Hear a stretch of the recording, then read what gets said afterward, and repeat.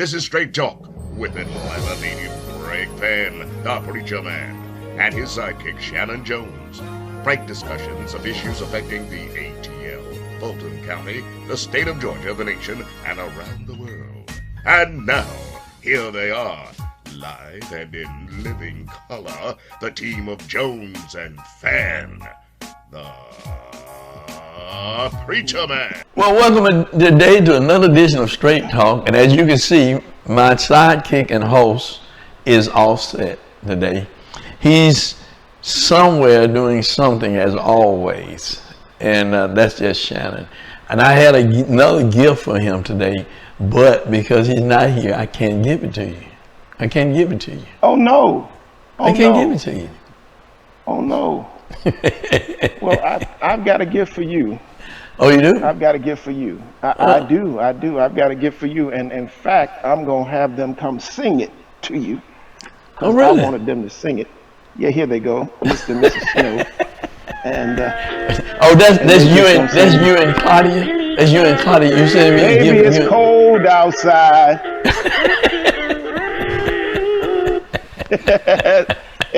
Hey, Bishop, I tell you, James Brown was right.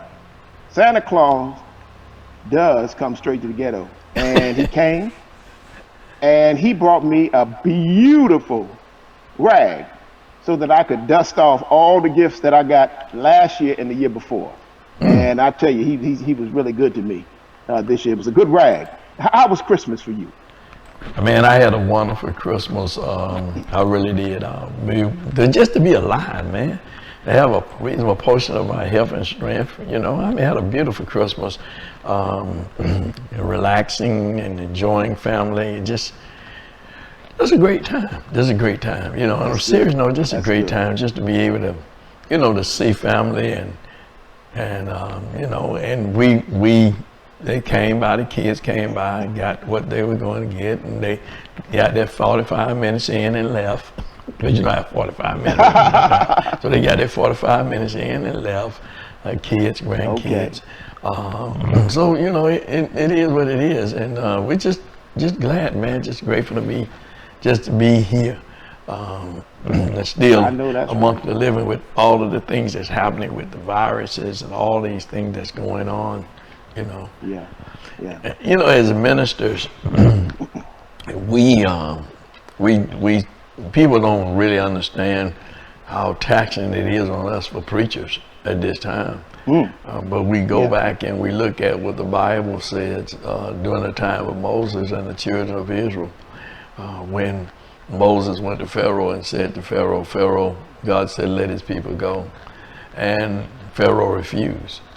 So God sent plagues, one plague after another plague after another plague. And we're dealing with the same thing. God is telling us to humble ourselves, to repent, to turn back to him, to move back to the message of love and looking out for one another. And he's forcing us to do that. But even in the situation is, people are still not doing it because people are selfish. They're only looking out for their own and their own interests. And this is why he keeps sending plague after plague after plague. You know, first it was Corona, then it was COVID-19. Then it was Delta. Now it's Omicron. I mean, open your eyes and see, people, what God is doing and what God is trying to get us to do is to return back to him, to return back to him. He shut down churches. He shut down mosques. He shut down businesses. He shut down everything to get our attention. But yet we want to go back to what we believe to be normalcy. But the sense of normalcy that we believe God said it's not right. He's showing us it's not right. So let's get right with him and let's move back to the message of love and looking out for one another. No matter what your religion may be, no matter what your political affiliation may be, all of that is man stuff. But the reality of it is what God wants us to do. And that's to love ye one another as he has loved us. And I had to get my sermon in today, Shanan, is to be going into a new year, and we want people to just understand it's about the message of love. We lost too many people, and we're losing a whole lot of more people, Shanan. Every day. 1,500 people are dying in the United States of COVID every day. There are 265,000 new cases per day of this COVID pandemic plague that is infecting and affecting us. So it's extremely serious. I understand that people are going in and asking the doctors. Part of your sermon was talking about being selfish. Folks are going in and asking the doctors, can I get the shot now? It's too late when you get to the hospital. A friend of mine put up a message last night on Facebook after her cousin died of COVID, her niece, excuse me. She says, I hate COVID. Folks have been running around saying, I'm not going to get the shot for whatever reason. And I go back to that thing, Bishop, that I said about being on a cruise ship. You have the right to be on a cruise ship. You have a right to have your own cabin. You have a right to stay in your cabin on the cruise ship the whole time and never come out, never go to the restaurants, never go to wherever the gambling or stores, all the stuff that folks do on cruise ships. You have the right to do all of that. You can pay the money you pay and never enjoy the cruise. What you don't have a right to do is to put a hole in the wall of your cabin and flood the ship. That's what you don't have a right to do. And walking around asymptomatic or symptomatic with COVID and giving it to a child, giving it to an elder person, giving it to your neighbor, and they having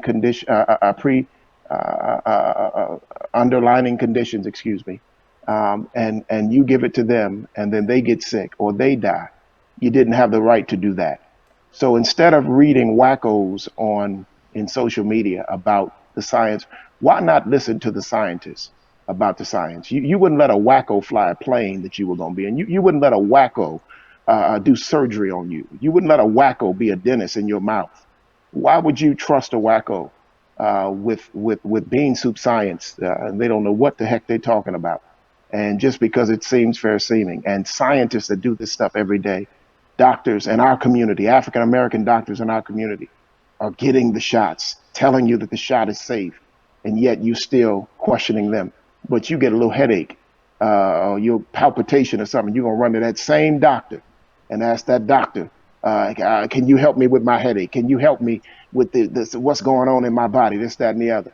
But you won't trust that same doctor that's telling you that you can do something to save your community, save your workers, your fellow co-workers, your family, yourself. It's crazy.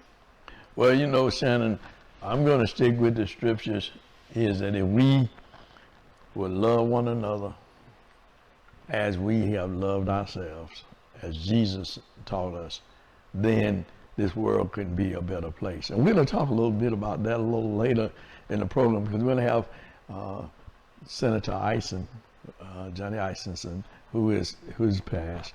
He's going to be talking about that love, talk about what it's about in terms of what's happening in D.C. with the Republicans and the Democrats, and not being bipartisan and dealing with the issues of love to this country and love of mankind. He's going to be talking about it during his farewell speech. And we're going to have also today my former band director at Booker T. Washington High School, Mr. Bobby G. Jordan, who passed. And we're going to be dealing with tributes to him and his legacy and the work that he did during his life to help me and other young people like myself to be who we are today, the part that he played in all of our lives. I will have some testimonies from several band members who were in the band with me at the time when he was our band director at Booker T. Washington High School. And, you know, we're going to have Miss C, and Miss C's going to do her thing with Straight Talk News. Brother James Broom is going to be dealing with the thing with Brother Bobby Jordan. He's going to be doing it in Black Facts, or History Facts. And we'll be back in just a little bit. You stay tuned. We'll see you on Hold on, Bishop. Wait a minute. I got a question. Sure. Hold on. I got a question. What instrument did you play in the band? I played baritone. I started off playing trumpet, and Mr. Jordan switched me over to baritone horn because he needed baritone players. He had plenty of trumpet players, but he needed baritone players, so he switched me over to baritone horn, and that's the instrument that I played in high school, was baritone. I was told that you played the flute, but okay. No, I didn't play the flute. I didn't even play around the flute. I was told. I didn't even play around the flute. We'll be back with more. on the other side. Hey, Greg. Hey, Shannon. This is Miss C here with your 3-minute news blast or thereabouts. Hey, let's start off the new year in worship. Word of Faith Family Worship Cathedral at 212 Riverside Parkway in Austell invites you to worship with them each Sunday at 8:30 a.m. and 11 a.m. in the sanctuary.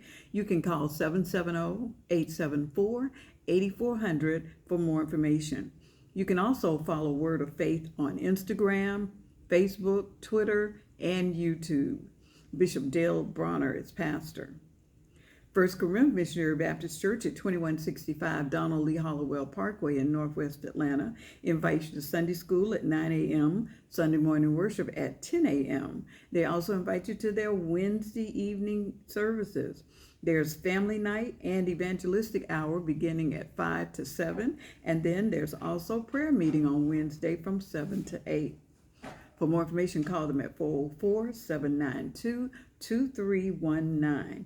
You can also visit them on their website at www.firstcorinth.org. Or you can send them an email at firstcorinth@bellsouth.net. Reverend E.L. Jones is pastor. Hey, I don't know if you've heard about it, but there is a new Black Wall Street marketplace located near Stonecrest in DeKalb County. It recently opened, and it's a destination for family fun, entertainment, retail, gourmet grocery, shopping, and fine dining. There are over 100 shops and restaurants inside the development. Check them out at newblackwallstreet.com for merchant or employment information. Everyone is welcome. Now listen, on your screen, there is a little button called subscribe. And I want you to just push that button and subscribe to our channel. It just shows that you like us. It's free. You just click the subscribe button. And listen, if you have any news of interest that you'd like for the public to know, just send it to me at Straight Talk News 1362 at gmail.com. I had a senior moment there. send it to Straight Talk News 1362 at gmail.com, and we'll be happy to announce your event. And that's going to do it for me. And back to you, Greg and Shannon. Well, that's Miss C with Straight Talk News. And if you have news and information you want to put on Straight Talk, all you got to do is send it to Miss C. Miss C loves to run her mouth. She almost like run her mouth as much as Shannon and me. But Mrs. C always comes with some exciting and interesting news and information for you, the viewers, here on Straight Talk. Well, Shannon, you know what we're going to do? I don't think Miss C gonna like you talking about she like to run her mouth. I don't think Miss C gonna like that. No, she don't like it. I'm standing with you, Miss C. I want to thank you for your informed commentary and information that you bring to Straight Talk each week. Yes, sir, Bishop. Go ahead, sir. You know how long Miss C and I have been together, working together? Well, we went to high school together, one, and Miss C worked at WYZE and our radio station with me, and then we did a program called A New Look in Gospel, a TV program for many years. After the death of Jerry Thompson, who started the program with me, she was my co-host for many, many years, and she does a great job. Miss C, she messes with me, and I mess with Miss C. Talking about her nephew and her grandchildren. I bought her this so she can click on and off. So, yeah, how to get on and off. Miss C, Miss C, Miss C. But anyway, we're going to go on, Shannon, now and hear from Brother James Broom and Black History Facts and talk about Mr. Bobby G. Jordan and the things that he did to help young people like myself and many others. And you know, they were trying to take music out of school and band out of school. You know how the bands in schools now are much smaller than they were when you and I was in school. Well, you're much younger than I am, but even when I was in school, we had a 100-piece band, marching band, when I was in high school. I went to a football game a few years ago of my grandsons, right, when they were in high school. And I think they were lucky if they had 25 people in the band. I mean, they... You know, so I mean, and they don't sound the same, do they? The discipline is not there. They do not sound the same. But I mean, the band. When I was in high school, the band they worked as hard as the athletes, if not harder. I mean, they had band camp all summer. And I mean, they had to have military precision. I mean, you got folks running out of the band to join ROTC. They said, I can't do it. I can't do it. I'm just, let me go join ROTC.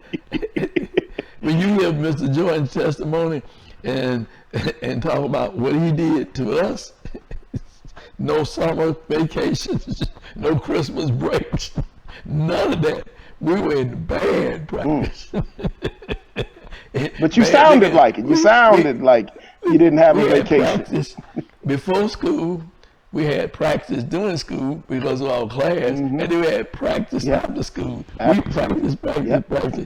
Because he was a perfectionist in terms of that, because he said we would never go on the field with music, with sheet music. We had to learn all our music by heart, 4 or 5 songs. We had to know them by heart. When we hit the field, we had to know them by heart. When we did parade, we had to know them by heart. We never had any sheet music, always played music by heart. And he would make sure that every person had their part and could play it, because he would go down the line, you play, you play, you play, you play, you play, you play. So everybody was going to know their part, because he was going to check you out to make sure that you wasn't just a horn holder, but you were playing actual music. He said we wasn't going to have 100 band marching with a 50 band or 40 band sound. And we didn't have it. He didn't have it. We'll be back with more on the other side with Black History Facts now, and Brother James Brooms, and testimonies from Fort McGee and Vincent Solomon and his person that followed him after he left from Washington High as a band director, my classmate, my friend, Alan Ward. We'll be back after this Black History Fact with Brother James Brooms. This is a special edition of Black History Facts on Straight Talk with your hosts, Gregory Fann and Shanan E. Jones. Straight Talk will be honoring the late Dr. Bobby G. Jordan, whom we recently lost after a lengthy illness. Dr. Jordan was a member of the Booker T. Washington High School music faculty, where he served as director of the Washington High School Concert and Marching Band. Tonight, you'll hear in his own words how he felt he contributed to the acceleration of Black excellence at Washington High School. Hey guys, Survival Radio Network, and I'm here at the 1965 class of BTW celebration. That's Booker T. Washington in Atlanta, Georgia. And I have the pleasure of being here with, I believe if I have my information correct, the band director back then. 19 years. 19 years, wow. 19 years. I had a wonderful time there. I came in straight out of college from FAMU. I think I had about 40 pieces. I got it up to 50. But the kids were very eager. You know, I stayed with them all summer, worked them hard. Yes, sir. And of course, they wanted me to enter them in this marching band contest at Thanksgiving up in Morris Brown College. Well, I had 50 pieces and we tied for first place. Wow. And it was That all does in not their favor. shock me from a fellow rattler. Yeah, we showed them a few things. Yes, we sir. didn't have all of them in the uniforms, but the principal eventually got us some uniforms, and the numbers started growing because I stayed in those elementary schools recruiting kids. But my whole objective while I was a band director was get kids in college. And I cannot tell you how many I was able to help get in on those forms, because I've always said to them, you can go to college on a band scholarship, but you don't have to major in music. Right. And I had a rapport with a lot of band directors. A lot of kids probably would not have been able to get in college had it not been for their ability to play those horns. So Yes, that's sir. why I gave them all the songs we played in Florida in them, which were difficult. We played them in high school so they could walk right in. And that's probably the thing that I'm most proud of, is the number of kids that I was able to get in college who could not have gone otherwise. Absolutely. It was a lot of work. We had a lot of good times. We played for the Falcons a lot of time. In fact, my last performance with Washington High School Band was January 1982. We did the Monday Night Football game for the Atlanta Falcons and Minnesota Vikings. We did the Coaches All-American game. We played for a lot of professional games. And what have you. Yes, sir.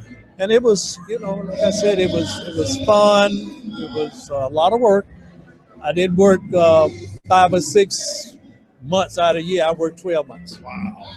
I had kids up there during the summer. I had them up all the holidays, Christmas holidays. We were working, and I enjoyed it. It wore me out eventually, Yes, but I enjoyed it. Wow. Well, it's an honor just to be here with you. We do share that link. I was also at Floyd A&M's band, and like you, that's how I was able to go to college. I got a partial scholarship, but it was really the band that pushed me towards wanting to do something and be better. I was not planning to major in music. My father died my senior year in high school, and of all the scholarships I had, Dr. Foster at FAMU told my band director to send him down here, I'll take care of him. And he did just that. Dr. Foster took care of me. I never paid for any tuition. Of course, I made pretty good grades in the process, but I owe it to that staff, excellent teachers all over the school. I never had a problem. I love FAMU. Yeah. Was Dr. Bowie there when you? Yes, he was. Dr. Bowie, Dr. Bean, Prof. Latimer, who was a percussion instructor. He later went up and played with he was either the Boston Pops or the Boston Symphony. Wow. This guy that was over French horns, Dr. Mickens. He came from Southern, unfortunately, but he was a pretty good guy. And Yes, I sir. really enjoyed him. Of course, we were going to Mama Lee, who was the keyboard person, but Dr. Boer and I still communicate with each other. Wow. I learned so much from him in how to conduct rehearsals, how to pick a song apart. Yes, sir. He was very meticulous in his teaching of us and stuff like that. But to sit through a rehearsal and just watch him, I learned how to direct a band, how to teach a song, and how to get it. He was one of my favorites too. Dr. Foster was The maestro. he was the maestro. If Foster tell you that he's going to start practice at 7, you better be in your seat at 6:30. Yes, sir. He always told us on time is before time, and I mean that was didn't play, but he was very, very organized. But he was also well liked. We loved that man. Yeah.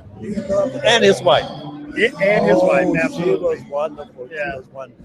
I hated to leave. I did not want to leave FAMU. And I had an opportunity to stay, but I came home because I had missed my mother because my father had died, and went back to my old high school. There were some problems there, but I made them forget those problems. Yes, I sir. started out anew, and I had a lot of good principals while I was at Washington High School. I started out with Dr. J.Y. Moreland. He was a 100% backer. Yes, sir. He got that program off the ground because he gave us a lot of the things that we need. And then, of course, Dr. Dawson came after him, and he kept pushing the ball on down the road. And my last principal, Dr. Collins, he was outstanding. Anything I wanted, I got it. Very, very supportive administrative staff, and even the teachers in the building, they were helpful. So I enjoyed my years there. I left because I was greedy for money. Yes, sir. Not to just spend, but I wanted to go back to school. And going back to graduate school requires money. Yes, sir. And I couldn't get it in that band director's job, so I went to the cab and got into administration. I was able to go back to school, get a doctorate degree. Well, you must be proud to be 50 years later and to see all of your fellow students, your students that you taught, grow up to be something worthwhile. I am so proud of my students. Time won't permit me to tell Yes, you sir. where they've gone in so many directions.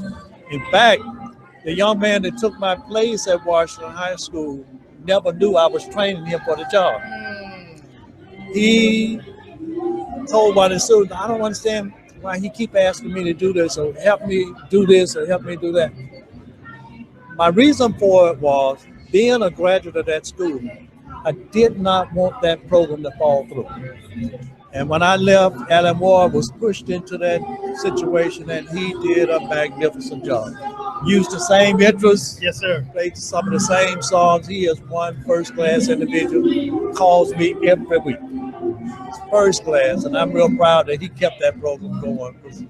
It's our school, it's our program. I didn't want it to go nowhere. So, Well, proud of the work you've done, and thank you so very much. It's an honor to meet you here. And thank you, sir. That's educator, inspirator, motivator, Dr. Bobby G. Jordan. They forget all about him, but we won't. I want to take this opportunity to express my sincere condolences to the family of Dr. Bobby Jordan. Dr. Jordan meant so much to me as a musician and as a band director and as an administrator. He was a role model. He influenced me so much in my life that it's just hard to understand. Dr. Jordan was that person that I wanted to grow up to be. And I ended up being a band director. And then I followed in his footsteps and went into school administration. Possibly for the same reason he said he did. I needed to make more money. I have fond memories. He's lived a wonderful, long life, and he's influenced so many people.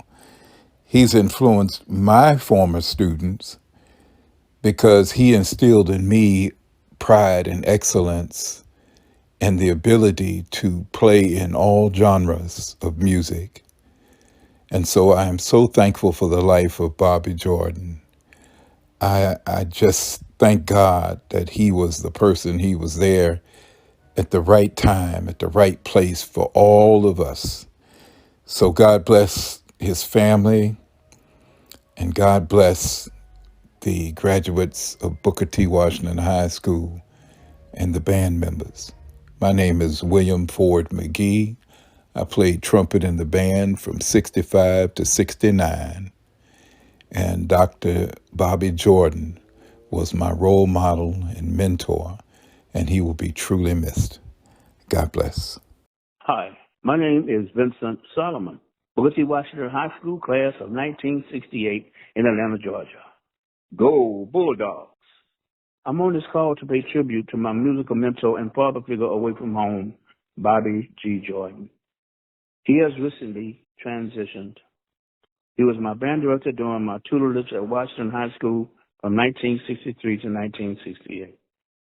I became acquainted with him in 1963 as a young, impressionable 13-year-old seeking to get better at playing my instrument of choice at that time, the trumpet.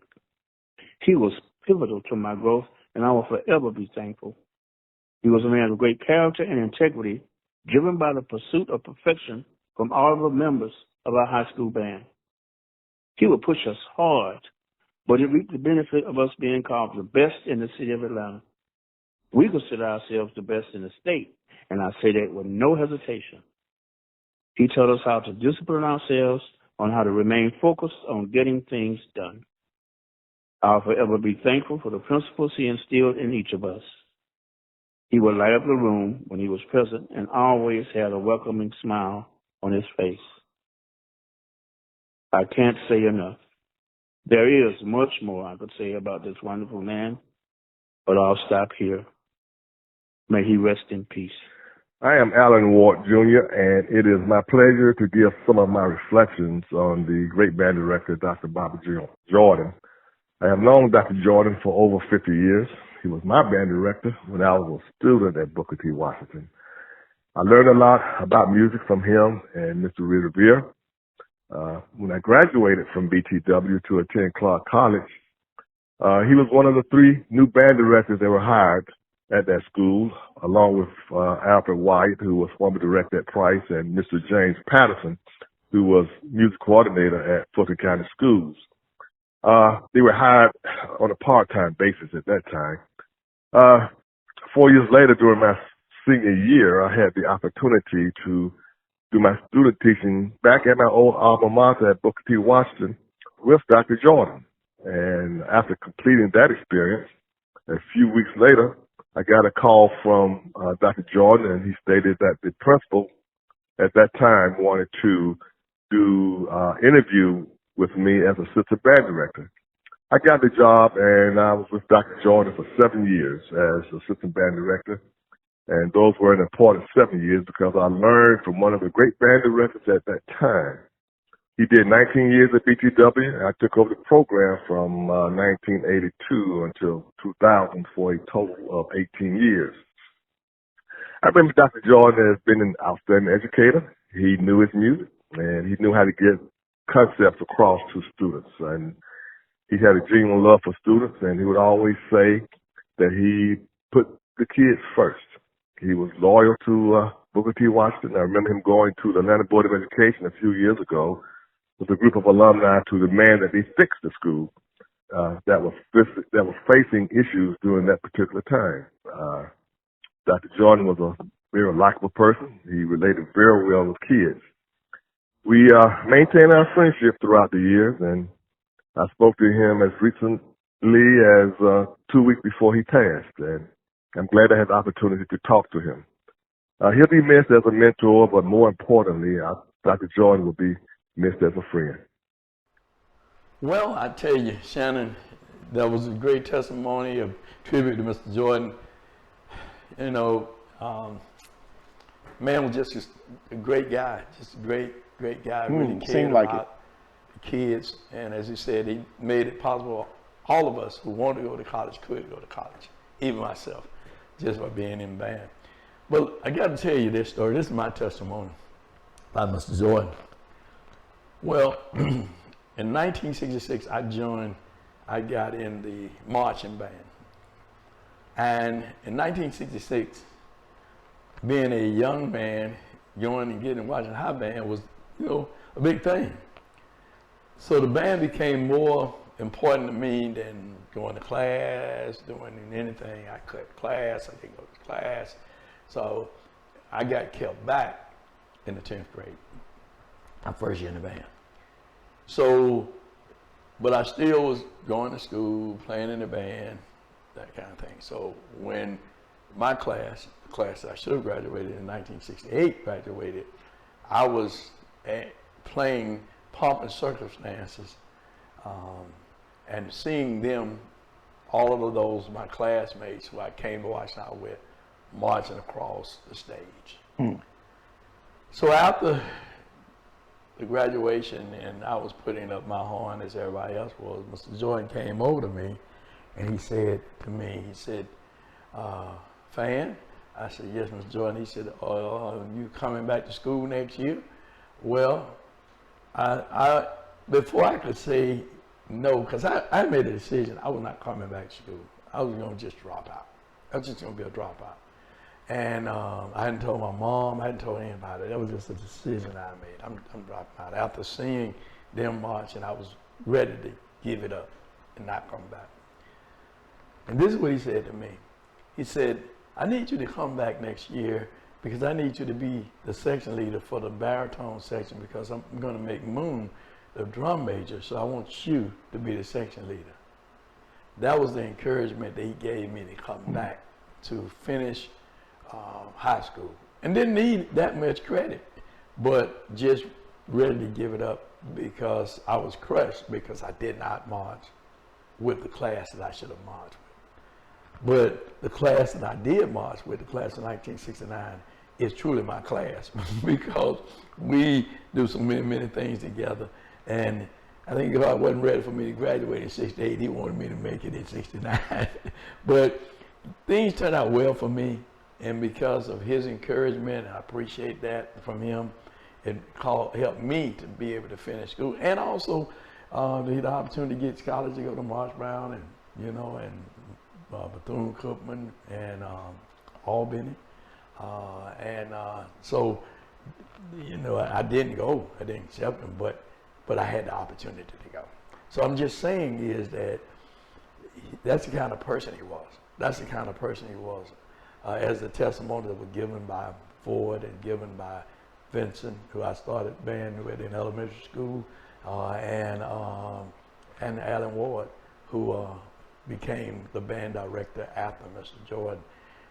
he was just a super guy. And I've seen him after, you know, I graduated from school. I've seen him when I started preaching. His nephew is Gregory Sutton. So when I started preaching, he saw me. He said, "You're preaching now, so I'm gonna get my nephew to let you preach it at his church," and he did.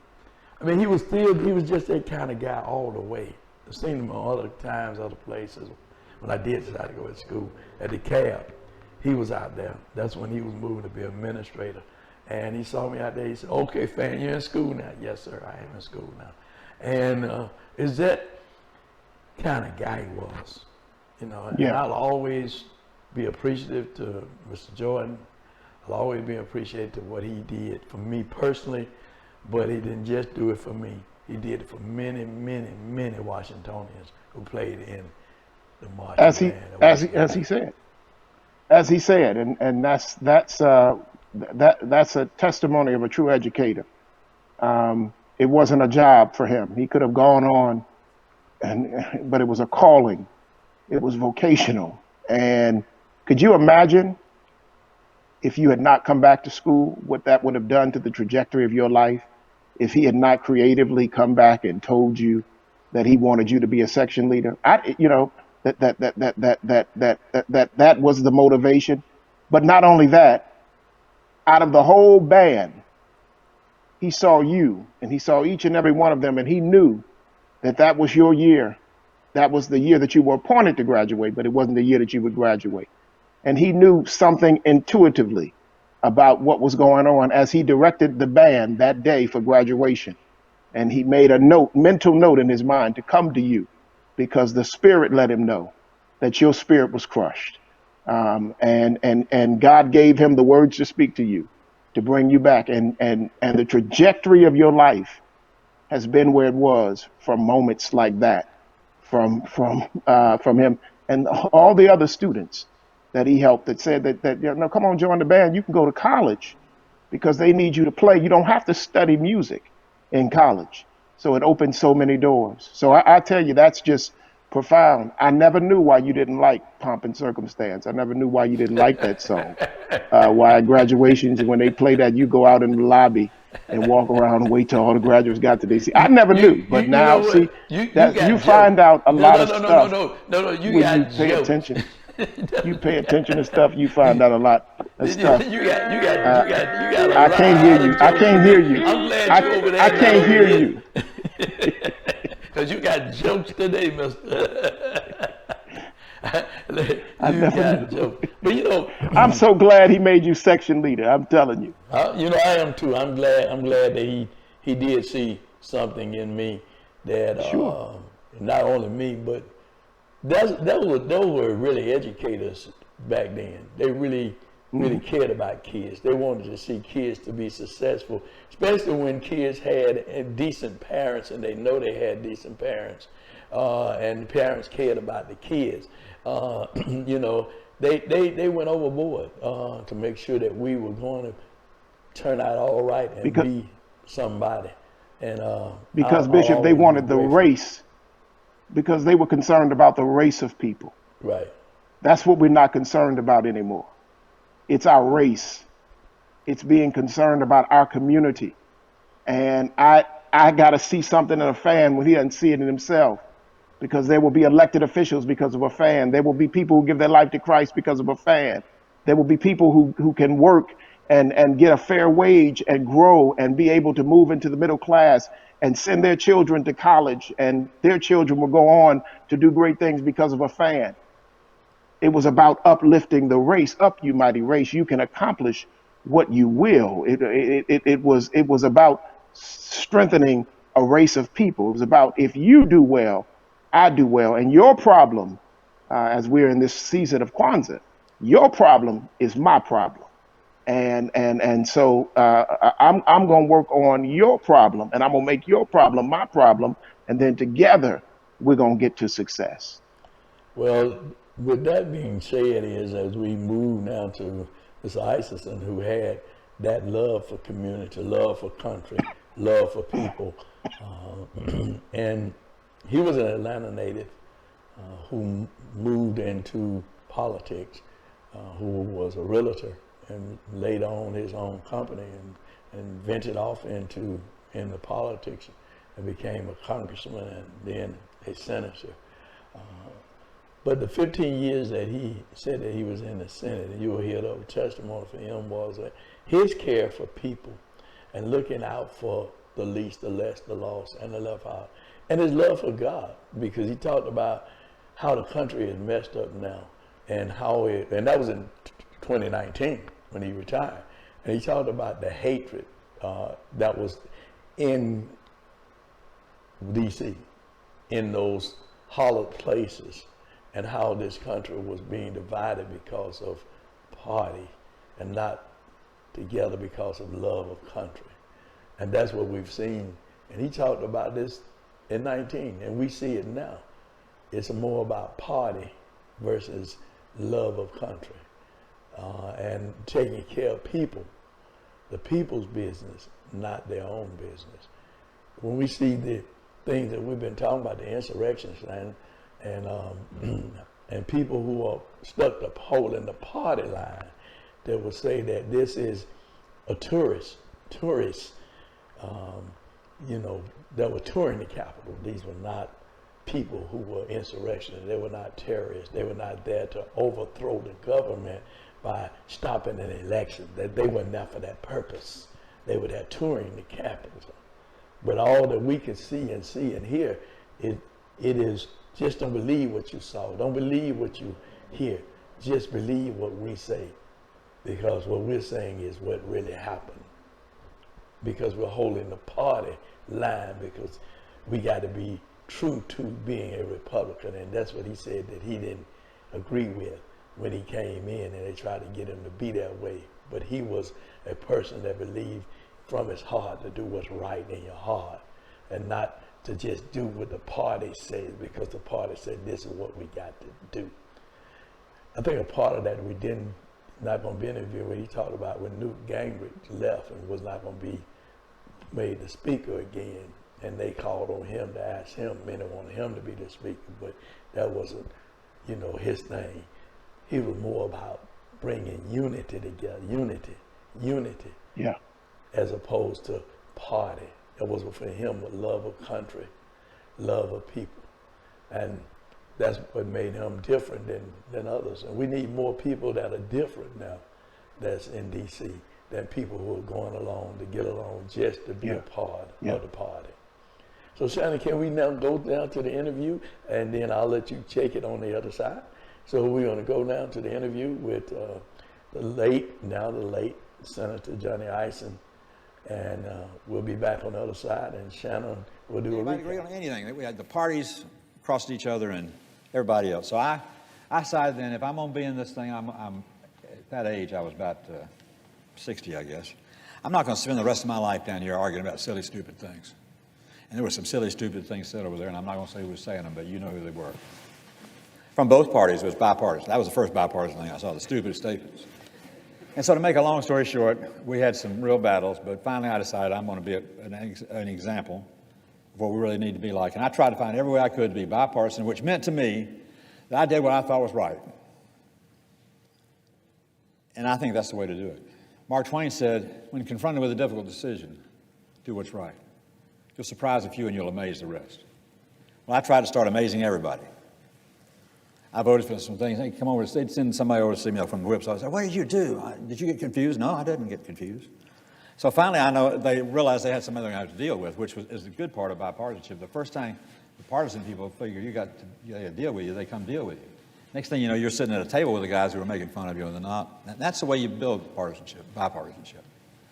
And that's the way I did it on my own, going through my 6 years in the House of Representatives and my 15 years in the United States Senate, trying to find that little thing that could bring two people together, notwithstanding what party they're in. I didn't ever look at the party first. That's the last thing I'd look at. Chuck Schumer said some nice things today in the meeting. One of the nicest things he said to me was that he liked the kindness part of it. He said I was a kind person. My wife might differ with that. Some other people might differ with that. But I try and be a kind person. But I try to be somebody that somebody likes to sit down with. Because you can't get a problem solved if you can't sit down across the table from somebody that you got a problem with. And then you build everything that way.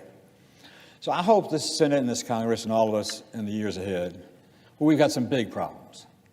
We'll start having a main goal personally. We're going to do everything we can to be a part of the solutions and the decisions that are going to have to be made. If you don't want to do it, don't do it.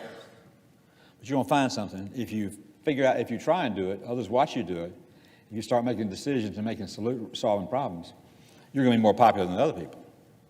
This is not a popularity contest, and governing is not a popularity contest. But this is a will of minds. Bipartisanship is a state of being. It's a state of mind. There are people in the United States Senate that I work with, that I love working with every day. I'm looking at someone right now in the eye. And they have an attitude that I like. I know I can go sit down and talk to them, and if they say no, I will take it, and I won't stick my tongue out at them or call them bad names or anything else. But they know I'll be there tomorrow, ask them to do something for me. Best way to get somebody to do something for you is when you hadn't done something for them the day before, then they'll think, maybe I help them out, I'll get some help on my side. It's a quid pro quo. That's a bad word. It's I'm glad I remembered that joke. But those are the types of things you have to do, even and level the playing field. So my words to you today are this. When you are fortunate enough to see a John Lewis from Georgia or someone like that, step out of his comfort zone, do what he thinks is right. And somebody tells you he's wrong, don't do that. Judge your conscience and your heart, not some TV commentators or somebody who's loaded with hate. You know, we still have some people in the United States of America who will play the hate card. We have some politicians who will dance around the issue of hate. They won't use the buzzwords, but they'll get awful close to them. They did it in Charlottesville. They've done it in other areas. I've had people in the basement of my house from law enforcement from time to time because it gets pretty close. The issues get pretty tough, whether it's college scholarship admissions or whatever it may be. We've got to stand up to the evils of society today, because if we don't do it, nobody will. I decided I was going to tell you tonight what I really believe, and that is that America, we've got a problem, just like Apollo had. And our problem is we're not going to repeat ourselves. We're not going to exist much longer. We live in the... Well, I mean, awesome. I met Senator Isaacson several times. When I was executive pastor at Ebenezer, he invited then, still Pastor Warnock, now the U.S. Senator holding his seat, but he invited him to come and pray over the Senate a couple of times. And there were those who wondered why, he would bring this pastor of the historic Ebenezer Baptist Church in the Martin Luther King tradition, why he would bring this one instead of all of the other pastors that may have been more in line with his politics, his Republican politics. But what you just saw in Johnny Isaacson's speech was that his politics were not the politics of a party. They were the politics of a heart. They were a politics of a man. In other words, I may not have agreed with some of the bills that he pushed. I may not have agreed with some of the legislation, but Johnny Isaacson really believed what it was that he did. And he was not voting out of a party line vote. He said it right there, that the whip would come and see him and say, did you not get the talking points? In other words, did you not understand that? But though that was not in line with my heart. It may have been in line with my party, but I don't vote based on my party. I have to vote based on my heart. And so he could bring a Raphael Warnock to come and to pray over the United States Senate. He could make his way every year, or most years, I believe, to the King holiday and sit through the entire program when he was both congressman and when he was United States Senator. And let's not forget that this was not a man that perhaps needed to go into public office. I mean, he certainly did need a job. His father started Northside Realty, and then he, after college, began the Cobb County branch, set up the Cobb County branch of Northside Realty. You should Google it. It is a multi-billion-dollar real estate company. And so this man was a servant of people.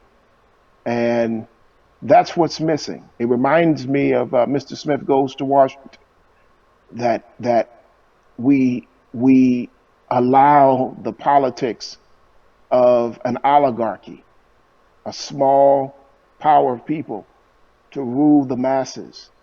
And it's not right. I need to be able to work across lines. I need to be able to go and talk to a senator over here and a senator over there to make a bill happen. Let me say this. My father is in the movie industry, and there used to be a time in the movie industry when one studio could make a movie. One studio. You look on there and you see the Lion, MGM. You see the United Artists sign. You see that one studio make a movie, and that studio controlled everything. They owned the actors, the lighting, the crew, everything, publicity, marketing. They had it all. But if you look at a movie today, when that movie starts, you see various different companies come up. You see this production and that production company, that because it takes many people to come together to make a production. And let me tell you this, Johnny Isaacson's politics were the politics that built this country. And it was the politics of being able to work together. Martin Luther King's words never would have been heard had there not been Johnny Isaacson's that could hear it and say, this is wrong.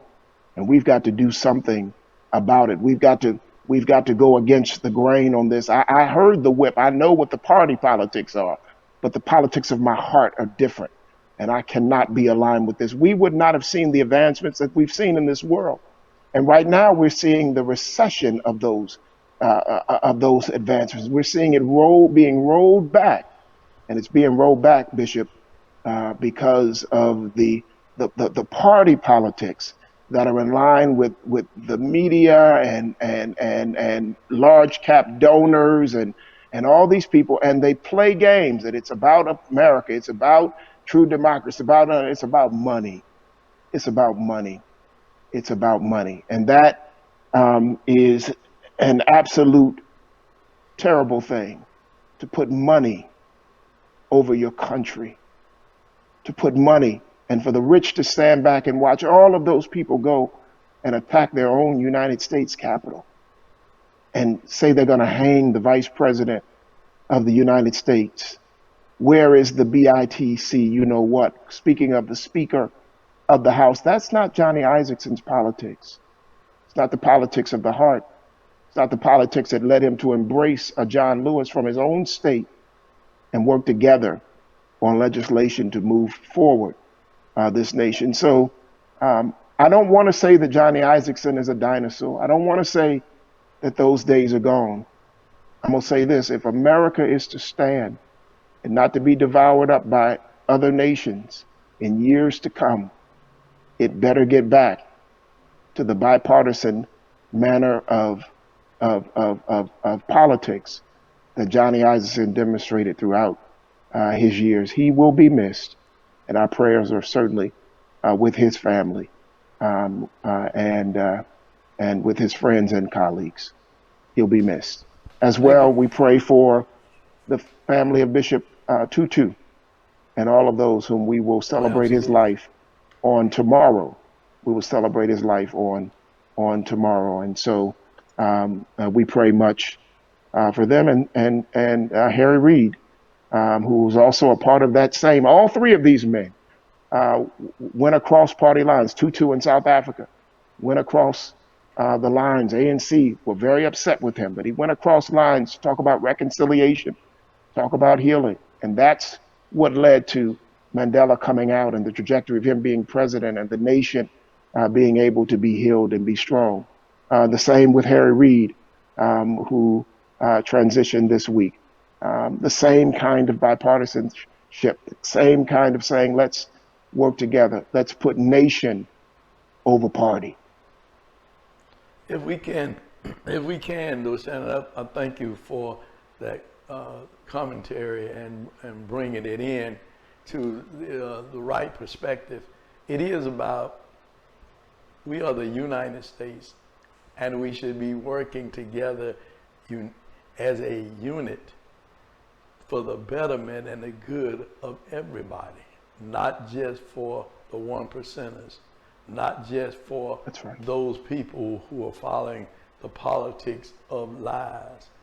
We must do away with lies and deception and deal with reality and deal with the truth. And when I look at some of these meetings that are being held in DC, and I look at these different committees that are listening to this and listening to that. And I hear what he said, the hatred that you hear, the hatred, the disrespect that you hear coming out of those people who are supposed to be examples of what this country is all about. Well, time will tell it all. History will tell the story of those that were for us and those that were against us. A house that's divided cannot and will not stand. We must become again the United States of America. Thank you so much for that, Dan Rather. Dan, who are you? Are you Cosell? I mean, who are you today? I guess I'd be Brian Gumble today, You're or Brian Greg Gumble Gumble. today? You're Brian Gumble. Brian or Greg. I thought you looked more like Al Roper. But anyway, thank you so much. You know I had to get you. I had to get you. I had to get you. But I'm filing away. I'll get you back. Don't worry. Yeah, I know you will. Al Roker looks good today. But we love one another. You look more like Al Roker. You look like. Do what now? I said you look more like Al Roker in terms of the transition you making. I see you over there melting away. Yeah, well, I'm doing the best I can. You the old Al. Slow down. Don't do too much. I may be the new Don't Al, do too much. You're gonna look like Al Sharpton. You don't have that wig to make you. You don't have that. Don't go too far now. I'm buying. Gonna be looking like Mahatma Gandhi over there. Look at, I'm gonna buy one of those next week and see if I can put it on. And if I can put it on and look all right, I might wear it on set. Hey, listen. This is what I'm gonna say to you guys. Thank you so much for watching us here on Straight Talk with yours truly, Greg Fann, the Preacher Man, and Shanan E. Jones. And do subscribe to our channel and become a regular viewer of our channel. Send us your comments. Send us your comments in the chat through Facebook and through YouTube. We will read some of those chats and questions and some of the things you say in our future program. Happy New Year to you. May you have a safe and a happy New Year, and may God's blessings be with you, and may you prosper in the new year. And let's all pray that these viruses, whatever they are, that God will heal our land and that these viruses will go away and people will be healthy. I didn't say wealthy, I said healthy, because if we seek him first, the kingdom of God and all his righteousness, all other things will be added unto us according to the scriptures. Until next week, you ain't been in tune to nothing but what, Shanan? Straight Talk. Want to be a guest on Straight Talk? Email Greg Fann at FANN922@comcast.net or call 404-308-0795. Join us again for another episode of Straight Talk with Shanan Jones and Greg Fann, the Preacher Man.